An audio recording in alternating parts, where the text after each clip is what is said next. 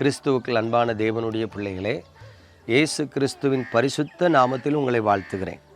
கிருபையானது உங்களை தாங்கி நடத்துவதாக. இன்றைக்கும் நம்முடைய தியானத்திற்கு ஆதாரமாக ஆகாய் தீர்க்க தரிசன புஸ்தகம் 1ஆம் அதிகாரம் 13ஆம் வசனத்தை பாருங்கள். கர்த்தருடைய தூதனாகிய ஆகாய் கர்த்தர் தூதனிப்பின வார்த்தையின்படி ஜனங்களை நோக்கி, நான் உங்களோடே இருக்கிறேன் என்று கர்த்தர் சொல்லுகிறார் என்றார்.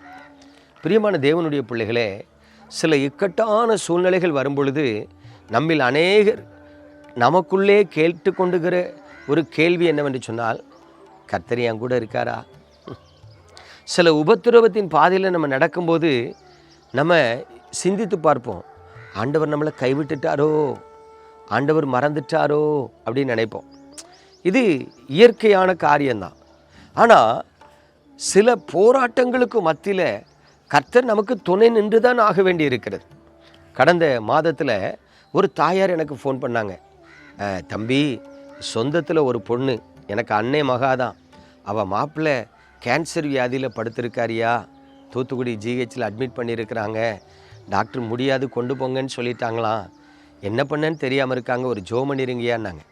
அப்போ அவங்கள ஃபோன் பண்ண சொல்லுங்கம்மா, ஜோம் பண்ணி விட்றேன்னு. அப்போ ஃபோன் பண்ணுறாங்க. அந்த அம்மா பேர் ரூத், கண்ணீரோடு அழுறாங்க.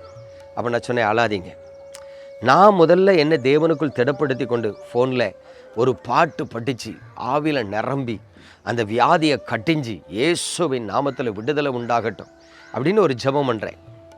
இப்போ பாருங்கள், மருத்துவர்கள் இந்த மனுஷனை காப்பாற்ற முடியாது, இறந்துருவார், கொண்டு போங்கன்னு சொன்னவங்க இந்த ப்ரேயர் முடிஞ்ச உடனே ஜஸ்ட் ரவுண்டு ஒரு டாக்டர் அவரை செக் பண்ணி பார்த்துட்டு சொல்லியிருக்காரு, கொஞ்சம் வெயிட் பண்ணுங்கள், போக வேண்டாம், ஏதோ சில மாற்றங்கள் நடந்திருக்கு, நம்ம மறுபடியும் ட்ரீட்மெண்ட் கொடுப்போம் அப்படிங்கிறாங்க. அந்த குடும்பத்துக்கு சந்தோஷத்தை பார்த்தா சொல்ல முடியாது. ஐயா, நீங்கள் ஜோம் பண்ண பிறகு இப்போ டாக்டர் சொல்கிறாங்க ஒரு மாற்றம் வந்திருக்கு, நம்ம மறுபடியும் ட்ரீட்மெண்ட் கொடுத்து பார்ப்போம்னு சொல்கிறாங்க. அப்போ கவனித்து பாருங்கள், எனக்கே ஒரு ஆச்சரியமாக இருந்தது. அதாவது மனைவி கிறிஸ்தவள், புருஷன் இந்து. இப்போ அந்த பிள்ளைகள் வாழ்க்கையில் பார்த்திங்கன்னா சர்ச்சுக்கு போகிற அனுபவம் இருக்குது, சர்ச்சுக்கு போகாத அனுபவம் இருக்குது, ரட்சிக்கப்பட்ட அனுபவம் இல்லை, ஜெபிக்கிற அனுபவம் இல்லை, வேதத்தை வாசிக்கிற அனுபவம் இல்லை. ஒரு நல்ல பட்டி கிராமம் ராமநாதபுரம் மாவட்டத்தில். இப்போ யோசித்து பாருங்கள், ஒரு ஜெபம் தேவன் அவர்களை நினைவு கூறும்படி செய்து மரணித்து விடுவான் என்று சொல்லி கைவிடப்பட்டவனை திரும்பவும் கர்த்தர் நினைக்கிறார். அல்லேலூயா. அப்போ வேதத்தில் கர்த்தர் சில அற்புதங்களை செய்யும் பொழுது நமக்கு தெரியுது, ஓ, கர்த்தர் என்னோடு கூட இருக்கிறார். உபத்திரவத்தின் பாதையில் போகும்பொழுது நினைக்கிறோம், கைவிட்டுட்டாரோ, மறந்துட்டாரோன்னு நினைக்கிறோம். ஆனால் நம்மை திடப்படுத்தி கொண்டு தேவ சமூகத்தில் ஜெபிக்கும் பொழுது தேவ சமூகத்தில் பதில் வரும் பாருங்க. அப்போந்தான் நமக்கு தெரியும், ஆண்டவர் மறக்கலையா, ஆண்டவர் கைவிடலையா, அவர் கூட தான் இருக்கிறார். அல்லேலூயா. ஆம் பிரியமானவர்களே, உங்கள் வாழ்க்கையில் சில இக்கட்டான சூழ்நிலைகளுக்குள்ள போகும்போது பயப்படாதீங்க, சோர்ந்து போயிடாதீங்க, ஜெபிக்க மறந்துடாதீங்க.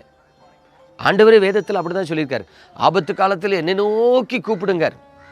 அதனால் எப்பேற்பட்ட இக்கட்டு, துன்பம், துயரம், போராட்டம், வேதனை, சஞ்சலம் உங்கள் வாழ்க்கையில் வந்தாலும் கண்ணீரோடு கர்த்தரை நோக்கி சத்தமிட்டு கூப்பிடுங்க, நான் உங்களோடு இருக்கிறேன் என்பதை அவர் உறுதிப்படுத்துவார். அல்லேலூயா. நம்ம ஜெபிப்போமா? எங்கள் அன்பின் பரலோக தகப்பனே, பரிசுத்தமான அந்த காலை வேலைக்காக உம்மை ஸ்தோத்திரிக்கிறேன்.